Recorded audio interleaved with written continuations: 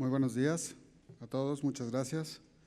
Me siento muy honrado por la invitación y además muy agradecido de no tener que hablar a ustedes de patentes, derivado de mi orientación profesional. Y pues me complace y me congratula presentar ante ustedes este gran panel para un tema tan importante que ya nos describió de forma muy breve Jorge, relacionado con el Patient Centricity. Y para ello tenemos un panel de primera, que me gustaría ir presentándolos uno por uno, que nos vayan acompañando aquí en el estrado. Contamos primeramente con la presencia de Alejandro Paolini. Alejandro Paolini es director general de Siemens Healthineers, México, América Central y el Caribe. Alejandro tiene más de 25 años de experiencia en desarrollo de negocios y ha trabajado en Brasil, Venezuela, Argentina. Empezó su carrera en Weinstein & Associates, después en Ernst & Young International y más adelante fue CEO de Philips México y director general de salud de esta compañía.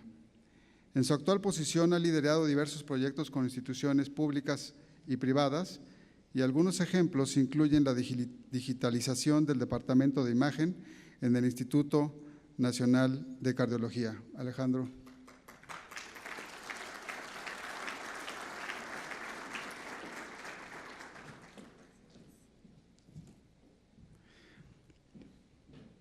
Lisette de la Torre. Lisette de la Torre es directora de Asuntos Corporativos y Salud y Valor de Pfizer México. Lisette de la Torre tiene más de 20 años de experiencia en el sector farmacéutico en posiciones como director de acceso a mercados en la división de oncología de Novartis y directora de asuntos corporativos y director de acceso al mercado de Bristol Myers. Ella también ha trabajado como directora de ventas a gobierno y de inmunología y sistema nervioso central de Janssen México. Tiene amplia experiencia en los sectores de energía, tecnología y banca, gracias a su trabajo en Intel Corporation, Comisión Nacional Bancaria y Valores y Tractebel México. Bienvenida, Lisette.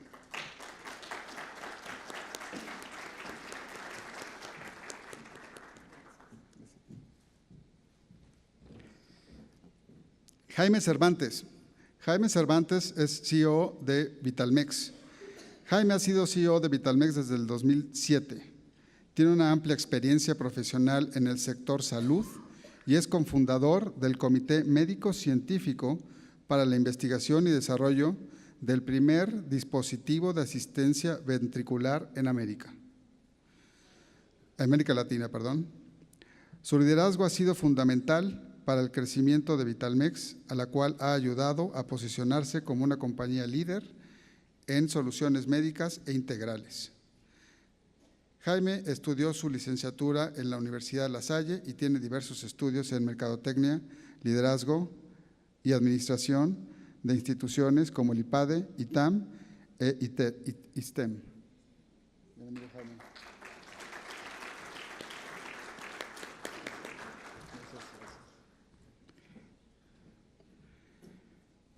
Por último, Monique Clua, líder de innovación y transformación de América Latina y Canadá en Novartis. Monique es responsable de revolucionar los modelos comerciales de salud y las prácticas médicas para América Latina y Canadá. Ella tiene más de 16 años de experiencia en el establecimiento de alianzas clave para el pensamiento estratégico y el compromiso con el cliente. Tiene amplias capacidades para la implementación de nuevas estrategias de negocios, lanzamientos de productos, comunicación y negociación con interesados internos y externos. Monique se unió a Novartis en 2006 y desde entonces ha tenido posiciones con creciente responsabilidad, incluyendo directora de marca para América Latina, líder de especialidades para Novartis México y líder regional de oftalmología para Novartis Lacan. Bienvenida, Monique.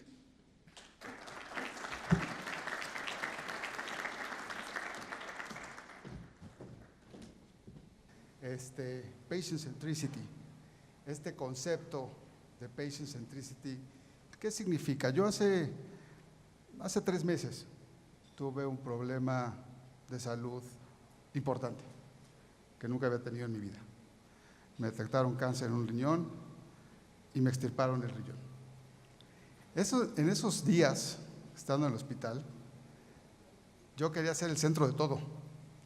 Quería ser el centro del hospital, quería ser el centro de los doctores, quería ser el centro de atención de las enfermeras y de mi familia también.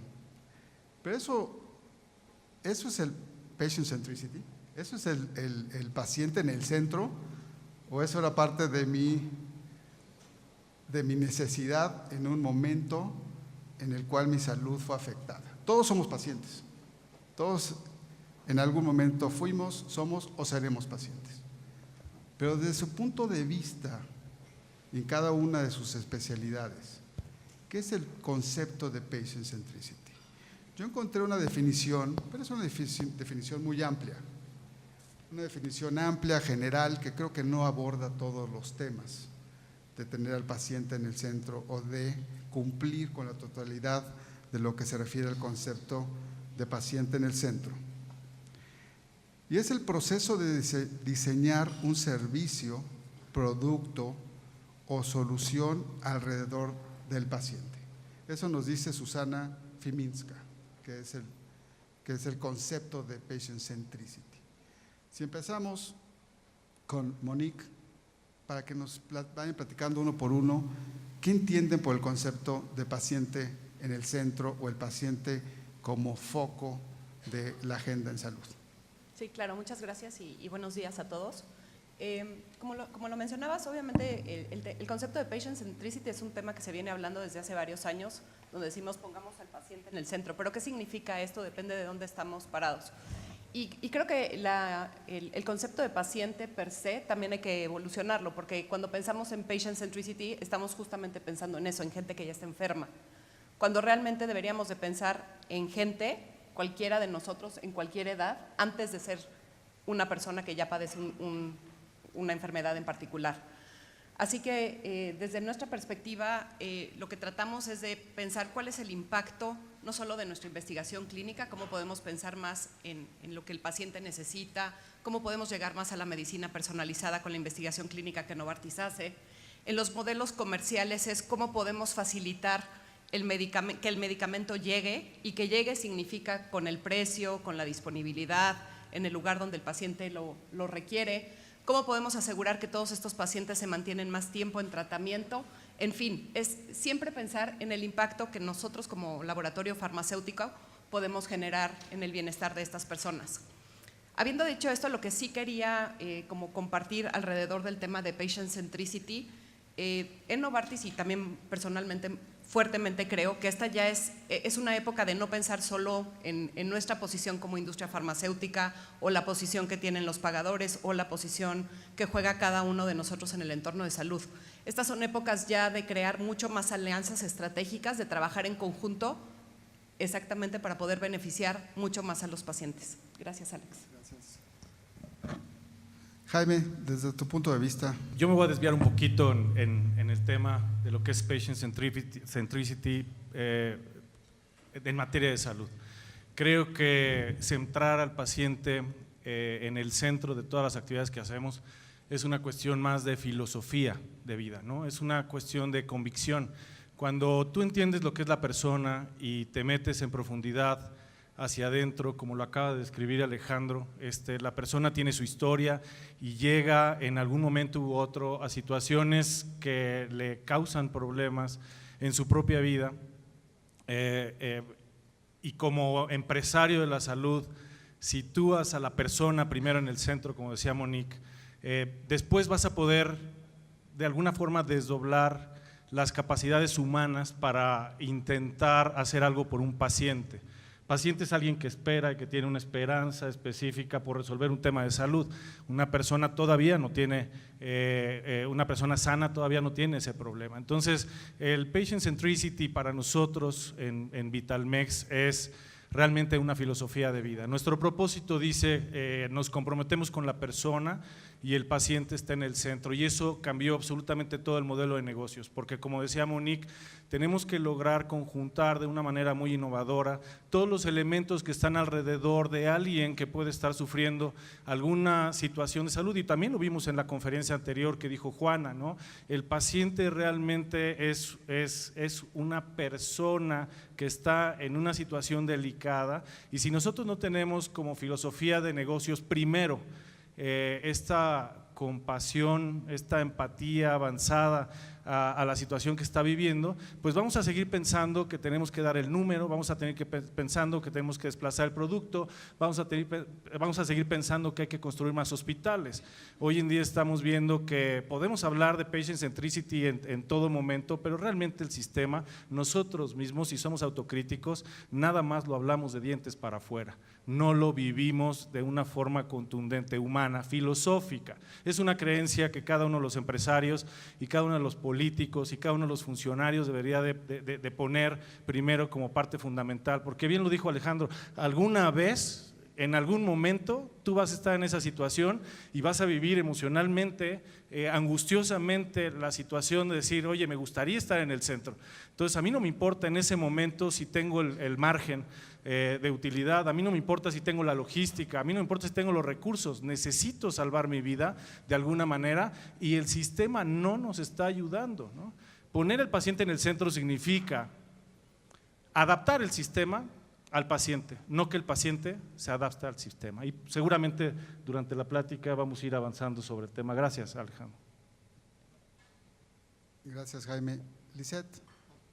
Bueno, yo creo que aquí en estos temas me traiciona mi pasado de tecnologías de información. Cuando trabajé en Intel, me tocó ver mucho de esta transformación. Antes el poder que tenemos en un celular estaba concentrado en un cuarto donde había un gran servidor y una supercomputadora, y la gente que quería hacer cálculos complejos hacía fila para poder acceder a esa tecnología. Yo creo que lo que está pasando con la salud es algo similar, es un reto de pasar al paciente de ser una víctima a ser un paciente empoderado. Y creo que aquí el sistema hospitalario, el sistema sanitario a nivel mundial va a tener que tener una transformación similar a la que en su momento tuvo las computadoras. ¿Por qué? El sistema sanitario, como lo conocemos, data de los 1700 por ahí en Austria, cuando toda la atención se empezó a concentrar en grandes hospitales divididos por especialidades, y la gente se desplazaba de todos los lugares a atenderse en estos hospitales, y de ahí sale este concepto del paciente que espera a ser atendido y a recorrer todo el sistema, el circuito hospitalario para recibir atención. Hoy en día lo que está pasando es que las poblaciones están viviendo cada vez más. Se nos olvida con mucha facilidad que todavía en 1900 la gente en promedio vivía 35 años. No fue sino hasta que hubo antibióticos que el promedio de vida empezó a crecer, y con el avance de la tecnología farmacológica, diagnósticos, mejores condiciones de limpieza en las ciudades, etcétera, hoy podemos ya hablar de rangos de promedio de edad en el mundo de 70, 75 años. Pero no fue hace mucho, 1900 no tiene tanto tiempo. Entonces, esta transformación tan rápida en estas expectativas más largas de vida obviamente le mete un estrés súper importante a todos los sistemas de salud en el mundo. Ya no pueden estar captando pacientes ya en una necesidad de atención, porque no les va a dar, ningún recurso en ningún país del mundo va a dar para estar con ese modelo de atención hacia adelante. Entonces yo creo que similar a como pasó con las computadoras, lo que vamos a ver es una viralización del paciente que tiene a su alrededor recursos para prevenir primero. Yo creo que el enfoque de prevención es fundamental para realmente hacer sustentable el sistema de salud, y segundo, empoderarlo con más información, empoderarlo con acceso al mejor tratamiento en tiempo y forma. Hoy en día la tecnología ha avanzado tanto que ya no se puede hablar de una sola enfermedad. En oncología no podemos ya hablar de un cáncer que es atendido con una misma quimioterapia. Todo el diagnóstico genómico, la medicina personalizada nos habla de que en tipos de cáncer hay mutaciones diferentes, tantas como tenemos en el cuerpo humano. La medicina va a ser cada vez más específica al paciente y necesitamos médicos capacitados para que diagnostiquen exactamente el tipo de traslocación que está ocasionando este tipo de cáncer. Necesitamos un paciente que sepa cómo navegar las diferentes instancias de atención, cómo exigir su derecho a la salud, y necesitamos médicos también que estén empáticos al hecho de que el paciente necesita enterarse de qué es exactamente lo que tiene y de cómo le brinda la información. Tengo cerca en la familia muchos casos de cánceres y el momento en el que el médico les da la información es brutal, ¿no? O sea, no hay tampoco un entrenamiento de lo fundamental que es la humanización del tratamiento. Entonces, yo creo que sí hay muchos temas alrededor del acceso. Yo creo que hay muchos retos en cuanto a involucrar otro tipo de participantes más allá de los tradicionales. Aquí habemos gente de las farmacéuticas, de distribución, de los hospitales, médicos, pero hay que traer más gente a la conversación, empresas diferentes, tecnologías de información, etcétera, porque esto tiene que viralizarse y el paciente tiene que tomar poder de esto y hacer esto factible, ¿no? Alejandro, ¿qué es Patient Centricity desde tu punto de vista? Bueno, buen día. Bueno, en primer lugar, qué bueno que comienzas con esa pregunta, Alejandro, porque yo creo que el tema o la frase de Customer Centricity es algo que hoy día está absolutamente en boga en la industria, ampliamente utilizada. Sin embargo, tengo mis dudas si realmente todos estamos en la misma página y tenemos, digamos, el mismo entendimiento en cuanto a qué significa Customer Centricity. Desde nuestro lado, al menos en nuestra compañía, cuando discutimos este tema, que obviamente es un tema central porque de hecho es una de nuestras 4 promesas de valor, partimos justamente, y qué coincidencia de la definición que tú utilizaste, sobre que es un proceso para justamente diseñar un servicio o una solución alrededor del paciente, pero lo vemos de una forma un poquito más amplia, pensando ya no solo en un punto en contacto en particular, sino en todo un sistema diseñado alrededor del paciente. Eso significa que no se trata de considerar solo alguna experiencia puntual, algún punto de contacto, sino la suma de experiencias a lo largo de todo el cuidado de la salud, un poquito en línea con lo que mencionaba recién Jaime. Hay quienes dicen que realmente una institución se vuelve realmente patient-centric cuando llega al punto en que cualquier cosa que haga no lo puede hacer sin antes haber tenido una discusión con el paciente. Yo creo que no se trata de estar, digamos, cada minuto del día que vas a estar pensando en el paciente, pero sí se trata de detectar justamente los puntos de valor a lo largo del ciclo, en los cuales realmente ahí sí son donde tienes que tener insight, tienes que tener el input y la conexión con el paciente para que realmente llegar a tener un sistema que está genuinamente centrado en el paciente. Muchas gracias. Pues yo me quedo con lo que dice Alejandro respecto a una suma de experiencias. Lisette nos habló de tecnología, el impacto de la tecnología en esta estrategia de Patient Centricity. Jaime Cervantes utilizó una analogía de la filosofía de vida, es decir, desde el punto de vista holístico. Y Monique nos describió lo que es la medicina personalizada o la relevancia de la medicina personalizada en estas estrategias. Entonces, vemos que hay una serie de factores y puntos de vista para lograr esta agenda del paciente en el centro. Antes de entrar a los cómo y ya digerido un poco de los qué es Patient Centricity, qué se necesita, cuáles son las necesidades. ¿Ustedes creen que el Patient Centricity sea una moda? ¿Es una moda pasajera?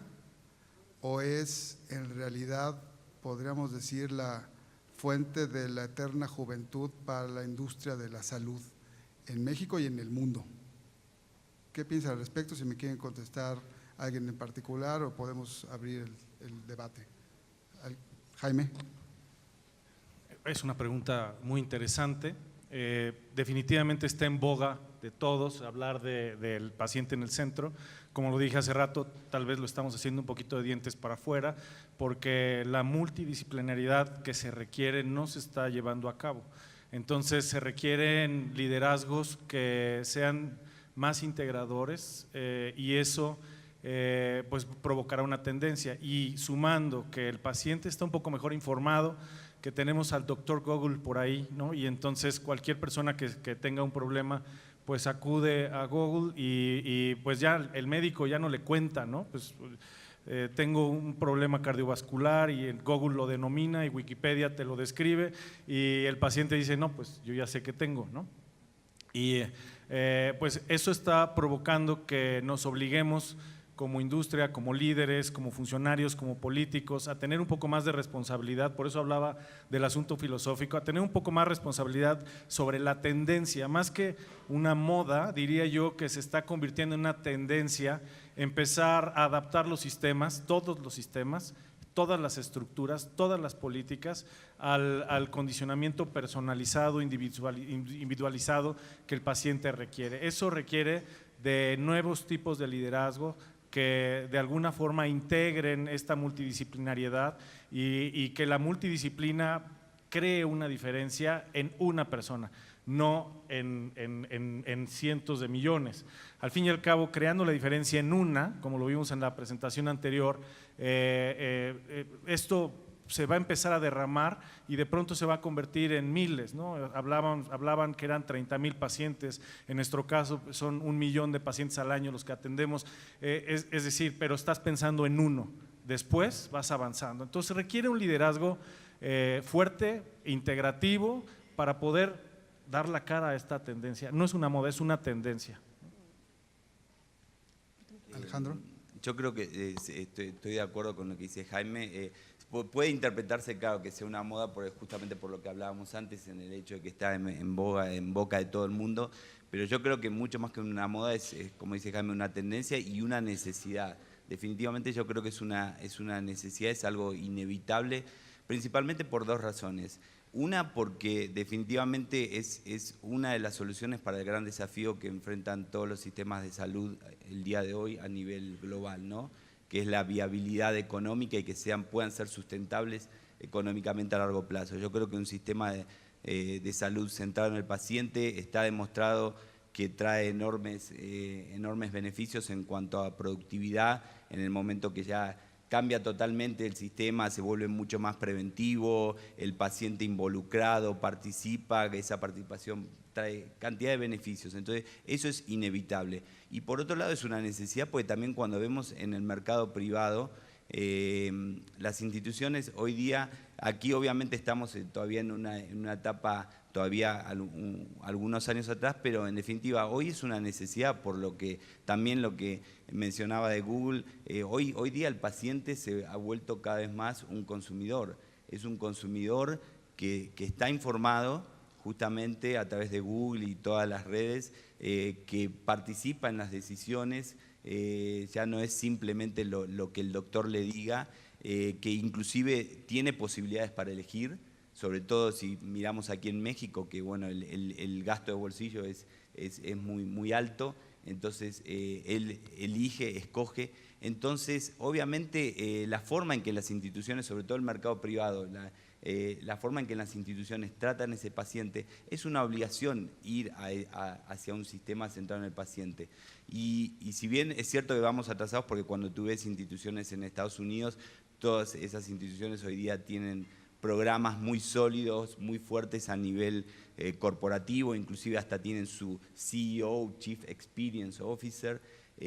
Aquí vamos mucho más atrás, pero este año, por ejemplo, yo tuve la oportunidad de participar en un evento sobre este tema en particular y era muy impresionante ver que absolutamente todas las instituciones privadas estaban presentes y lo cual te indica que el tema está sobre la mesa. Por ahí, en una etapa muy, digamos, inicial tal vez, pero está en la agenda de todos los directivos de las principales instituciones privadas y como te decía, es una necesidad para si quieres tener éxito, definitivamente. Yo nada más quisiera, obviamente estoy como totalmente de acuerdo con lo que mis compañeros han mencionado.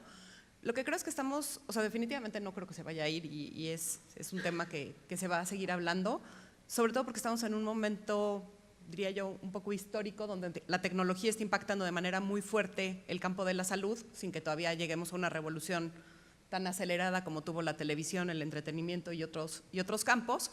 Y tenemos las poblaciones, diríamos ya, pues de la tercera edad, ¿no? En todos estos campos donde la gente está envejeciendo y cada vez vive más, que a lo mejor todavía no usan tanto la tecnología, y los jóvenes que ya son ellos los dueños de la información médica, ¿no?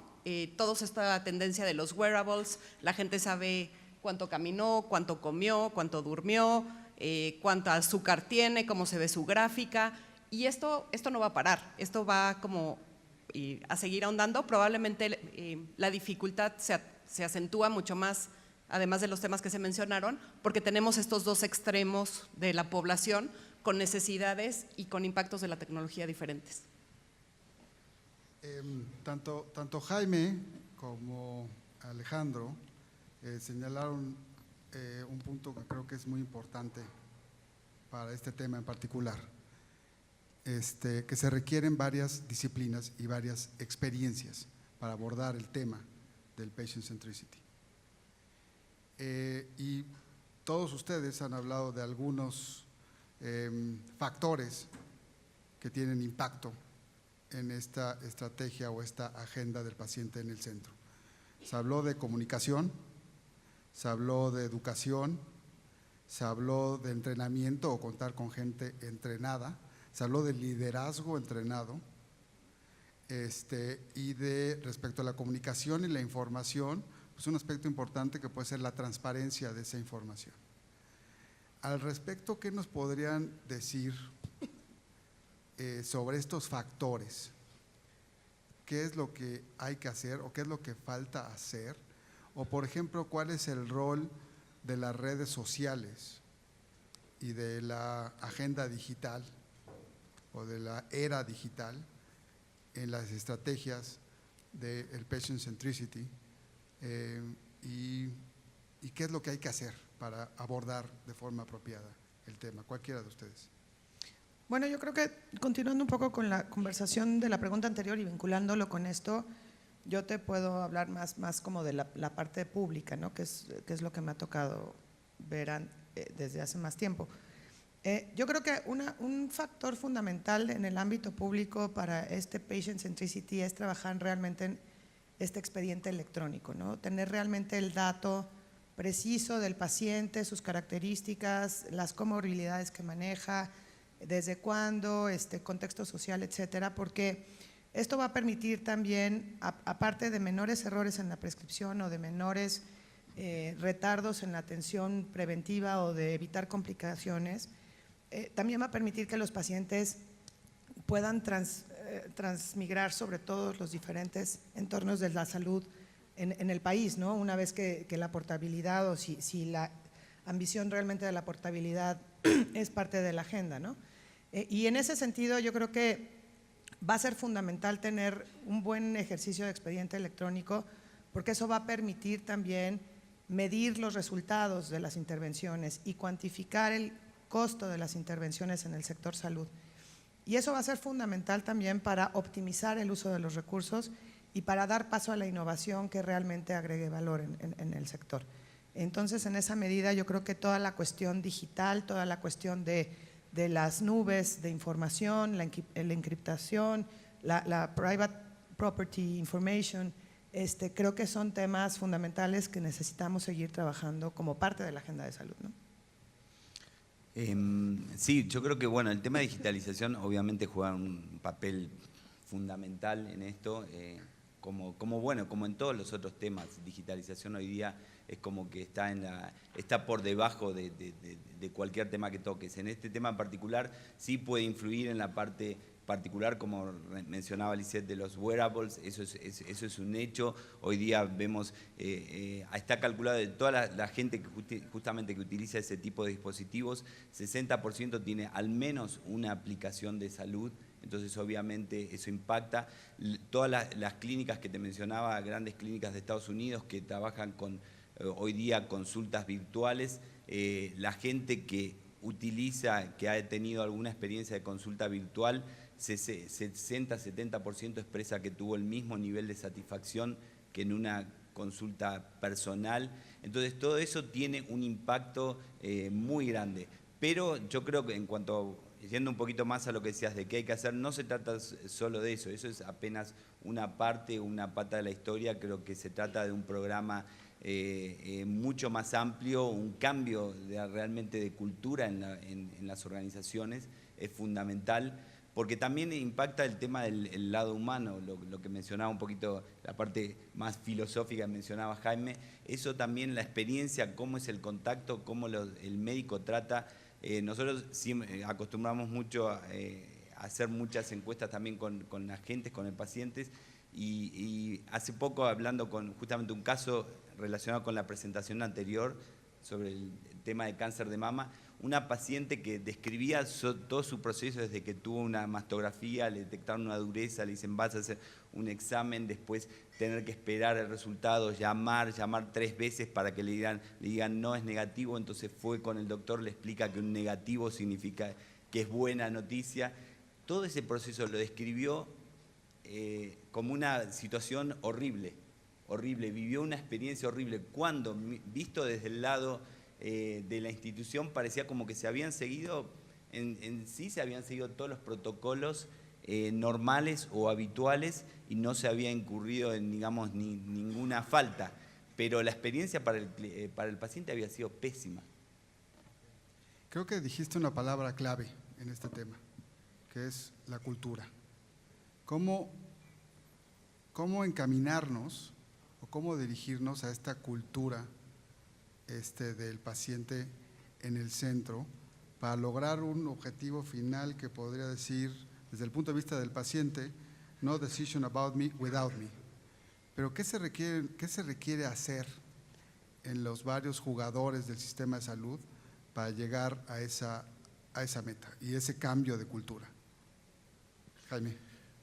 Bueno, lo dije al principio en la primera intervención, pues es filosofía. Desafortunadamente, en este sector la tecnología está avanzando mucho más rápido que el discurso, ¿no? Mucho más rápido que la conciencia, ¿no? Entonces, pues Life Science es una de las industrias que más invierte, ¿no? en los productos nacionales brutos de todos los países, y va avanzando de forma tal, como lo describió Lisette. O sea, pues en 1900 nos moríamos a los 34, a los 40 años, y hoy tenemos un promedio de vida arriba de los 75 en México, y en otros países 80 y tantos, y va avanzando mucho más rápido, pero el discurso se está quedando atrás. Por eso hablaba de que se requiere un cambio filosófico para poder verdaderamente poner a la persona en el centro. Y sí, definitivamente las redes sociales son, digamos, un elemento ahorita que está sucediendo, ¿no? Pero en este discurso, el discurso requiere de información, y esa información tendría que ser verídica, y de entrada México tiene un subregistro de todo. Si hablamos de los hospitales privados, pues realmente no reportan lo que deberían de reportar, y los públicos pues menos, ¿no? Si hablamos el último índice para poder ver de qué nos morimos es del 2014, ¿no? Y estamos en el 2018, y lo puedes ver no nada más en México. Te vas a Estados Unidos y hablan del 2011, el número de cirugías realizadas en el país, o te vas a Chile y definitivamente no hay una base de datos que hable del paciente. Entonces, ¿cómo podemos usar las redes sociales? Es irresponsable, realmente se utiliza nada más para mercadotecnia y para tratar de incrementar el consumo. Más bien tendríamos que poner, como dicen en algunas partes, hands on, vamos a poner las manos a la obra para empezar a hacer lo que deberíamos de hacer, ¿no? Y yo tengo en el cambio de cultura, deberíamos de generar recuperar una palabra que hemos venido construyendo desde hace 20 años en el sistema de salud en México, la retomo del programa Midas, que se llama articulación.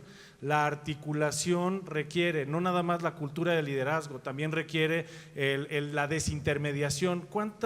¿Cuántos canales tenemos para que el paciente realmente reciba una atención y cuánto cuestan esos canales? Entonces hay que desintermediar, hay que unir los puntos, hay que hacer multidisciplina, hay que eliminar intereses de márgenes innecesarios, hay que tener políticas públicas distintas. Entonces ya ahí estaríamos hablando de cultura.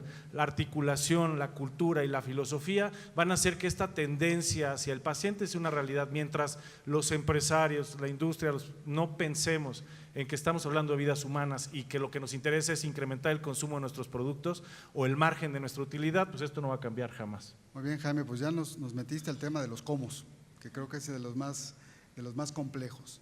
¿Cómo puede un modelo de paciente en el centro mejorar los sistemas de salud públicos y privados? ¿Cómo se necesita evolucionar el modelo de salud con el paciente al centro para volverse económicamente viable e incluso productivo? Quien quiera de ustedes. Bueno, pues si quieres lo vuelvo a tomar. Hablamos de desintermediación, ¿no? O sea, creo que las cadenas de valor orientadas al paciente tienen que empezar a eliminar costos absurdos. Primero, a veces, por ejemplo, en nuestro caso, nosotros atendemos 1 millón de pacientes al año aproximadamente y nos damos cuenta que nuestros proveedores de pronto llegan y me dicen, oye, necesito que me digas cuál es tu forecast. Jamás me preguntan cuántos pacientes vas a ayudar, ¿no? Nos dicen cuánto me vas a comprar, ¿no? Y además pues me tienen 2 canales anteriores, ¿no? Hay un distribuidor y otro distribuidor más la empresa que está internacional en México y además la fábrica que está en el extranjero. Entonces estamos hablando que el traslado de ese producto se incrementa en el margen 120% del costo, cuando eso no debería de estar funcionando. Entonces, si queremos de alguna forma atender al paciente, tenemos que, para lograr acceso, pues reducir la tarifa. Y para reducir la tarifa hay que hacer un ejercicio multidisciplinario para lograr sinergias articuladoras que reduzcan la tarifa, ¿no? Pero bueno, por esta falta de compartir información entre nosotros, la industria, pues el sector se hace pues mucho más caro. Hay redes logísticas que podrían ser utilizadas por una solo, hay programas de educación que podrían utilizarse en una misma cadena, ¿no? Entonces, y a lo mejor estoy hablando de algo utópico, pero desde hace 25 años hemos intentado lograrlo y ahí vamos cada vez con mucho mayor eficiencia, con economía de escala y una articulación tanto del sector público y el privado está logrando que el acceso empiece a ser palpable en el país, ¿no? Entonces, sí creo que se requiere un cambio de actitud, un liderazgo integrativo y articular todos los elementos que el paciente requiere, no el canal, ¿no? Pero para eso se requiere una visión pues más humana. Y yo creo que justamente muy alineado con lo que comenta Jaime, solo le agregaría el tema fundamental para tener realmente conseguir un sistema, y sobre todo en el público, ¿no? Porque en el privado creo que este fenómeno se va a ir dando antes y después va a venir en el público, pero para realmente tener un sistema de salud centrado en el paciente, creo que es fundamental esa articulación que menciona Jaime. Es un compromiso, es de absolutamente toda la industria. No se trata de esto, porque si bien el contacto, la experiencia propia del paciente es con la institución de salud, pero en definitiva esto creo que es algo empezando por la proveeduría, por nosotros, ya sea de la parte de equipamiento, de farma, toda la proveeduría, siguiendo por los integradores, instituciones de salud, profesionales, etcétera. Creo que es un compromiso y un liderazgo, como decía Jaime, de absolutamente toda la industria. Yo nada más quería como complementar en lo que se ha dicho, que definitivamente todos los actores tienen un rol importante, ¿no? Y el marco regulatorio, las leyes, las aprobaciones, más allá de los actores propios que interactúan día a día con los pacientes, tienen que fomentar ese cambio. Como decía al principio, para mí no, este cambio, digamos, y la manera como el paciente seguirá estando al centro no es de un actor dentro del sistema, definitivamente, y mientras es un trabajo conjunto, y además puede empezar por un sector, pero mientras mantengamos un sistema de salud tan fragmentado, es muy difícil que se pueda dar. ¿Alguna Quisiera mencionar algo respecto de este tema integrativo y en el cómo yo creo que es importante revisar conjuntamente ahora que se están haciendo los planes de salud para la siguiente administración, para el sector público, ver cómo se revisa el proceso de adquisición en las instituciones. Yo creo que si no tenemos suficiente data para proyectar realmente cuántos pacientes de cada tipo de patologías van a estar cayendo en el sistema y una serie de cosas, la ley de adquisiciones como está hoy es sumamente inflexible y le pone muchas trabas al decisor y con responsabilidad personal respecto de que yo nada más puedo comprar una botella a 10 pesos o si a 9 o 8 o lo que sea, con independencia de que yo tenga evidencia de que esto realmente está haciendo un efecto en la población asegurada. Yo creo que la industria está más que dispuesta a hacer esfuerzos integrativos de diagnóstico, medicamento, atención y resultados para hacer esquemas innovadores de pago, ¿no? Esquemas de pago por resultados, esquemas de capitación por patologías, esquemas de ver realmente cuáles son los beneficios en salud, los ahorros, medición de ahorros con base en esto, financiar nueva innovación. Y yo creo que eso deberíamos de meterlo en la agenda para revisar en la siguiente administración. Claro, pero una pregunta en este sentido.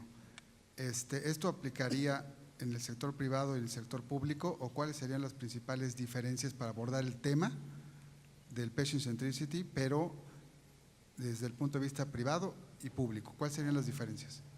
Pues yo puedo hablar de gobierno, que es lo que me ha tocado 15 años, pero yo siento que un primer paso es entender el valor de la innovación y de la flexibilidad que necesitan ellos, porque al adquirir en un proceso de compra cantidades de medicamento muy grande, realmente ellos no saben, hay nuevas líneas de tratamiento, primeras, segundas, cuánto compras de cada una es una decisión muy importante. Y al final del día, si no tienes un algoritmo que te vaya diciendo realmente cómo van transitando los pacientes en diferentes fases, hay desperdicio de alguna manera. Entonces, la ley de adquisiciones hoy no te permite realmente optimizar esas adquisiciones o una administración de inventarios de manera masiva y de medir también justamente cómo el medicamento o la intervención o lo que sea realmente está haciendo lo que dice que va a hacer. Por eso yo creo que nuevos esquemas de negociación contractual pueden ser mucho más viables para optimizar el presupuesto y para dar paso a la innovación, que sin duda es necesaria, porque si no nos hubiéramos quedado en la aspirina hace 200 años, ¿no? Entonces, claramente yo creo que ese es uno de los cómo que necesitamos explorar realmente con miras hacia adelante en público. En privado, pues no sé, aquí los expertos. Bueno, de privado ya nos habló algo Jaime y también Alejandro. Yo quisiera nada más agregar aquí que ya no estamos hablando de un sector público-privado. Lo decía mi colega aquí hace rato, ¿no? O sea, México tiene una inconsistencia en el sistema de salud brutal, pero es el sistema de salud mexicano.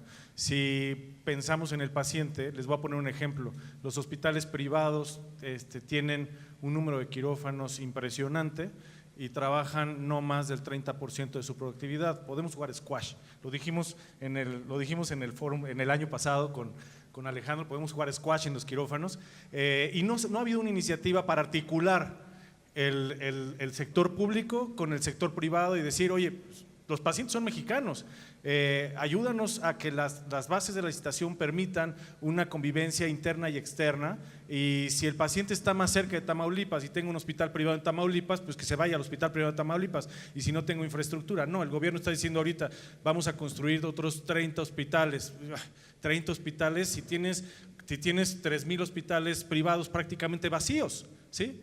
Entonces, si pones el paciente en el centro, no importa si es público o privado, hay que ver cómo lograr que las infraestructuras funcionen para el paciente, las adquisiciones funcionen para el paciente, los sistemas funcionen para el paciente, pero pues hablamos de entrada, estamos divididos, somos el sector público y el sector privado. No, somos México y tenemos que cambiar esa filosofía y lograr esa articulación multidisciplinaria, ¿no? Estás hablando de los retos, entonces. Sí, Respecto a los retos, ¿cuáles ustedes creen que son los principales retos para lograr esta agenda del paciente en centro? Sí, yo creo, déjame hacer una pequeña aclaración. No, yo lo que creo, es 100% de acuerdo, lo que sucede, el tema de patient centricity es absolutamente, el paciente al fin de cuentas es el mío, no importa si va al sistema público o privado, eso es absolutamente indiferente, eso estamos totalmente de acuerdo. Yo lo que quise señalar antes es que la evolución va a ser distinta, porque en el sector privado es una fuerza del mercado, es algo que, como te decía antes, al volverse el paciente consumidor, es una fuerza que está trayendo al mercado, que no sucede en el mercado público, porque el mercado público actúa de otra forma, cómo se maneja el mercado. Pero la importancia es obviamente, estamos hablando de un ser humano, como decía Jaime, entonces no importa si se atienden en una institución pública o privada, al fin de cuentas es exactamente lo mismo. Ok, antes de entrar a un par de preguntas de la audiencia, quisiera que cada uno de ustedes nos pudiera dar sus conclusiones respecto al qué es lo que hay que hacer y cuáles son los retos para alcanzar esta agenda del paciente en el centro, o sus conclusiones finales respecto al tema. Por favor, Alejandro, empezamos contigo, Alejandro.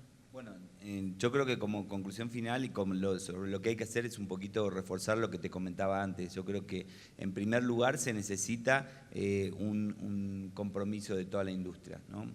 Cada uno desde nuestro lado, desde nuestra parte, por ejemplo, traer productos o soluciones que en definitiva ayuden a mejorar la experiencia del paciente. En eso estamos trabajando y ahí todos los actores tienen que estar, digamos, apuntándole al mismo objetivo y articulados, como bien decía Jaime.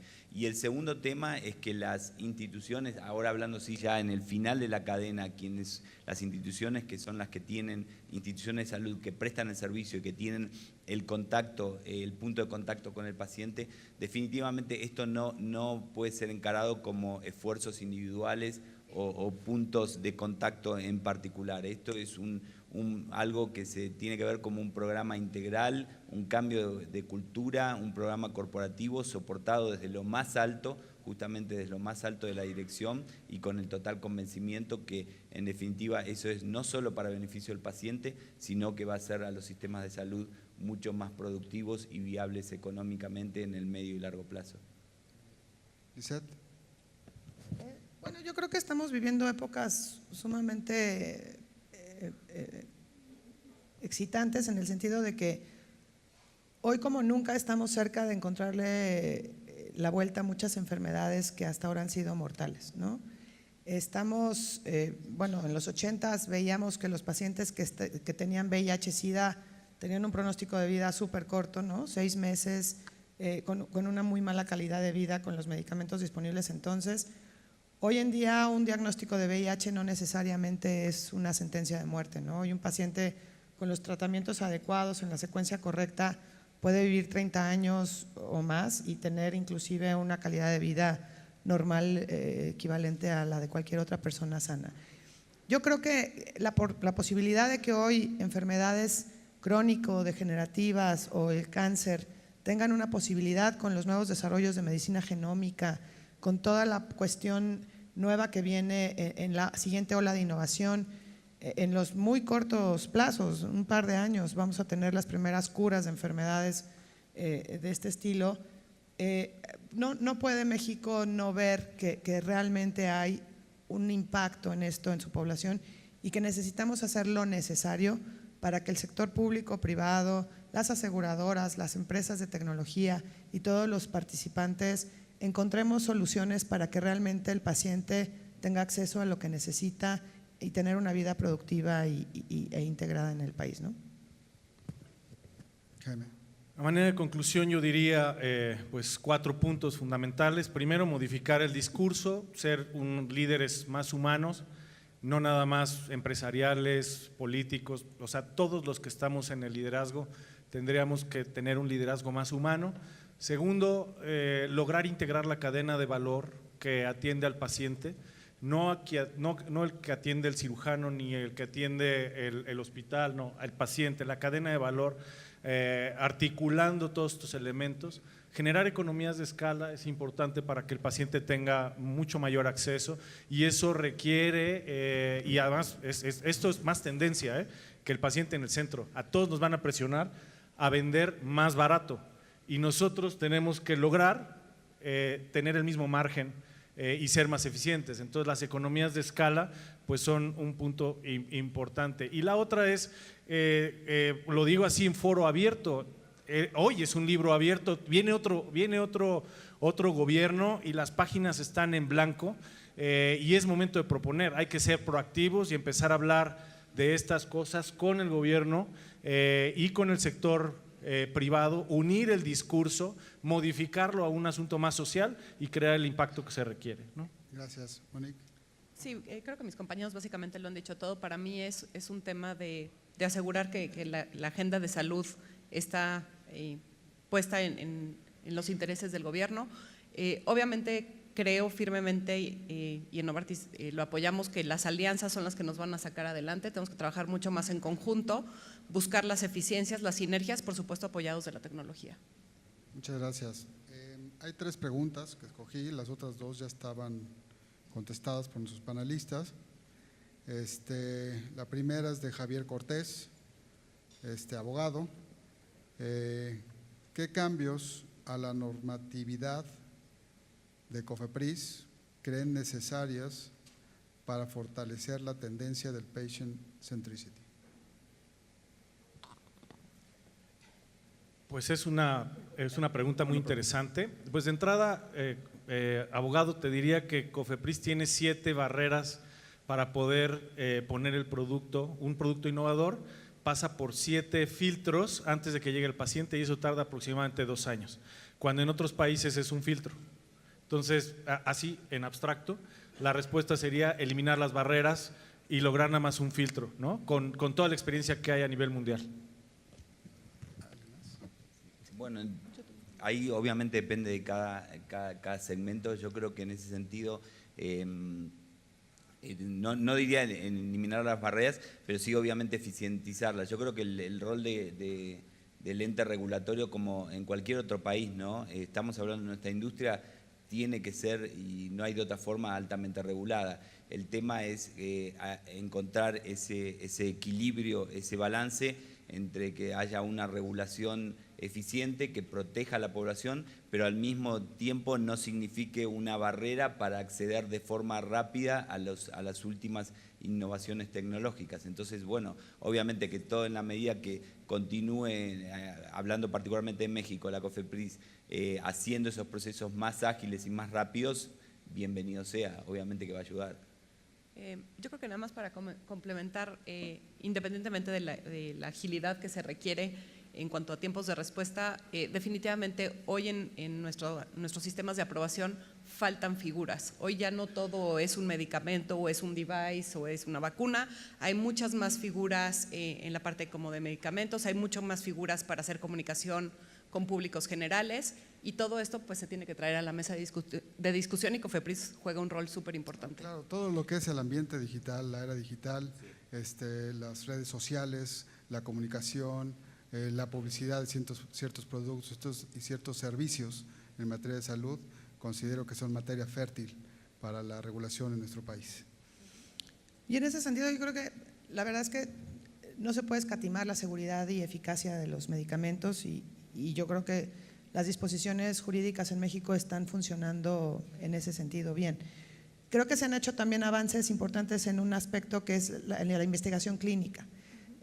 Creo que en eso hemos avanzado también bastante, pero sí falta mucho impulso para que se haga mucho más investigación clínica en México. Fácilmente, hoy en día entiendo que se están invirtiendo alrededor de $230 millones en investigación clínica en México, cuando un país como México, con la epidemiología que tiene, la cantidad de pacientes que hay en los centros de referencia principales, podría dar para mínimamente duplicar esa posibilidad. Y yo creo que ahí sí un eje rector debería de ser impulsar mucho más esta parte de investigación clínica que permita también conocer los beneficios directamente en las poblaciones de la innovación, ¿no? Gracias. Una última pregunta, que más que pregunta yo creo que la voy a utilizar como conclusión de este gran panel y que nos demuestra pues, los retos que vienen para cumplir esta agenda del paciente en el centro. Dice doctor Gabriel Marcelín, CEO de Pharmamétrica. ¿Cómo hacer patient centricity en un hospital general de México, sector público, cuando tiene que atender más de 10,000 consultas diarias con residentes, cuando una parturienta y su bebé solo están 8 horas posparto en observación, cuando los costos de medicamentos oncológicos son inmorales por la intermediación? Entonces creo que más que pregunta, esto es parte de la conclusión y del problema y de los retos que tienen pues, todos los actores en el sector salud. No sé si alguien quiere comentar algo.